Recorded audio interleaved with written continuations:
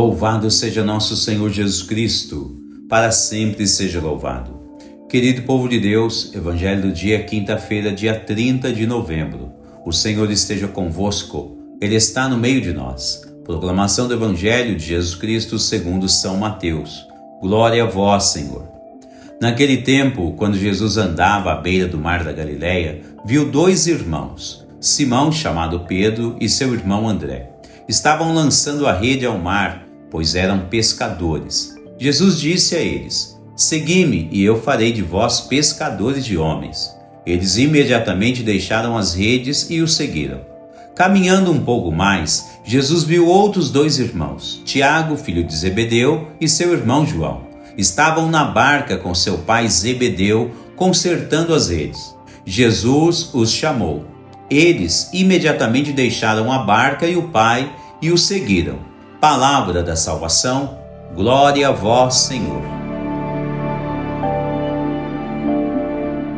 Querido povo de Deus, celebramos hoje a festa de Santo André Apóstolo, um dos primeiros discípulos chamados por Jesus.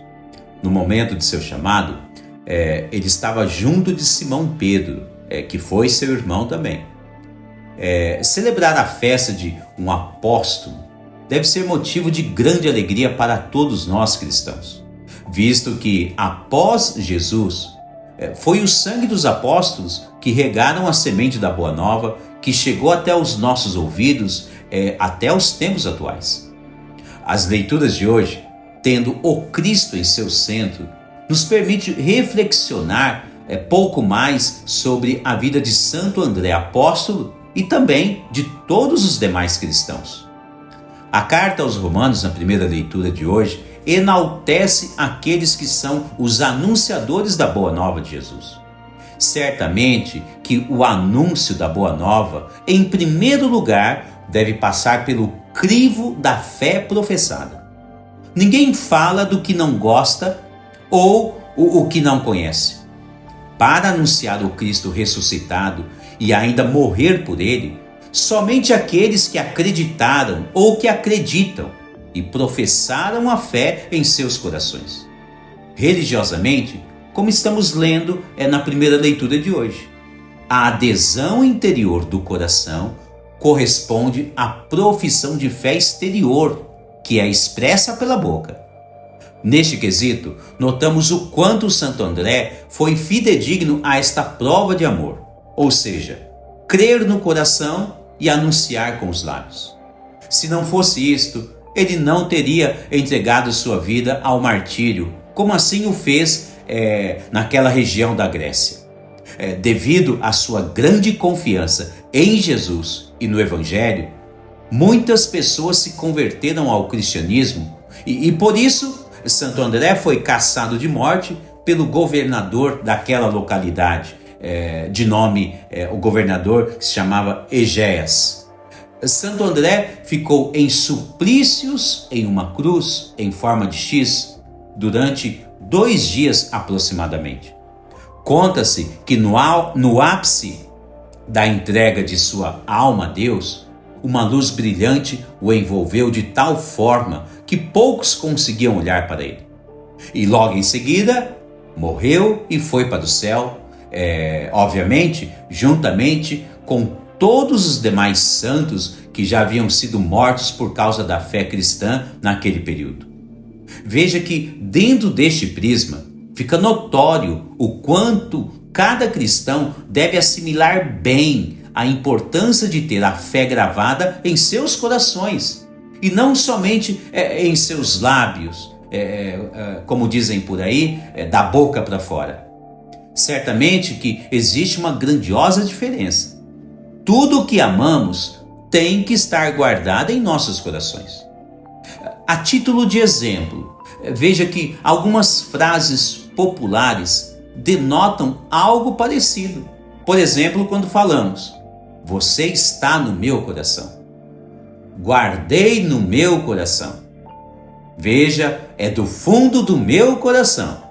Etc, etc, etc.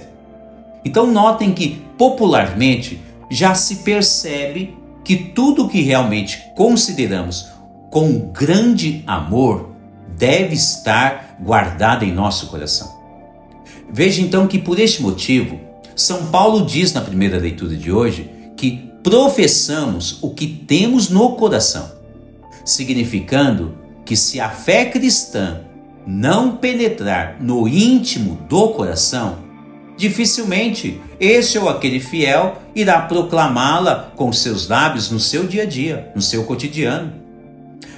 Então, quem deve ou pode fazer isso? Anunciar o Evangelho, proclamar a Boa Nova, proclamar as maravilhas que Deus sempre nos ensinou e nos mostrou, especialmente a partir de seu Filho Jesus Cristo. Será que a obrigação é somente do Papa, dos bispos, dos padres? Será que a obrigação é somente dos religiosos e religiosas? Veja o que diz o Catecismo da Igreja Católica. Diz assim: é em igreja e em comunhão com todos os batizados que o cristão realiza a sua vocação. Da igreja recebe a palavra de Deus, que contém os ensinamentos da lei de Cristo. Da igreja recebe a graça dos sacramentos que o sustentam no caminho. Da igreja recebe o exemplo da santidade. Catecismo número 2030. Veja ainda o que diz um outro documento pontifício, a Redemptoris Missio, que fala sobre o mandato missionário. Diz assim: em suas origens, a missão foi vista como um compromisso comunitário e uma responsabilidade da igreja local, que necessita de missionários para se expandir em direção a novas fronteiras. Ao lado desses enviados, havia outros que testemunhavam espontaneamente a novidade que tinha transformado as suas vidas e uniam a Igreja Apostólica, as comunidades em formação. Citação de Redemptoris Missio, número 27. Querido povo de Deus, reparem que a visão do Catecismo da Igreja Católica e de São João Paulo II, que é o autor deste documento pontifício, veja que, em primeiro, o cristão alimenta sua vida espiritual unida a Cristo na igreja e não fora dela, não em outro lugar. Após isso, o alimento para a alma que os cristãos unidos a Cristo recebem da igreja torna-os membros ativos e participantes desta mesma igreja, caracterizando a sua pertença a Cristo e sua igreja. Portanto, o mandato missionário é para toda a igreja, ou seja, para todos os cristãos. Portanto, todo o gênero humano, mas em especial os cristãos, são chamados à santidade. São chamados a darem testemunho e anunciar o Evangelho onde quer que estejam. Assim, deveríamos todos fazer, a começar de nossos lares. Santo Agostinho tem um pensamento fantástico que diz assim: Jesus não escolheu reis, senadores, filósofos ou oradores, mas chamou plebeus, pobres e ignorantes pescadores.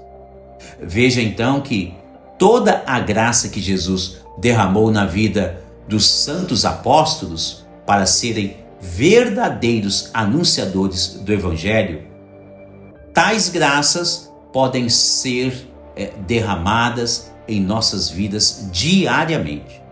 Imitemos Santo André Apóstolo e assim o façamos.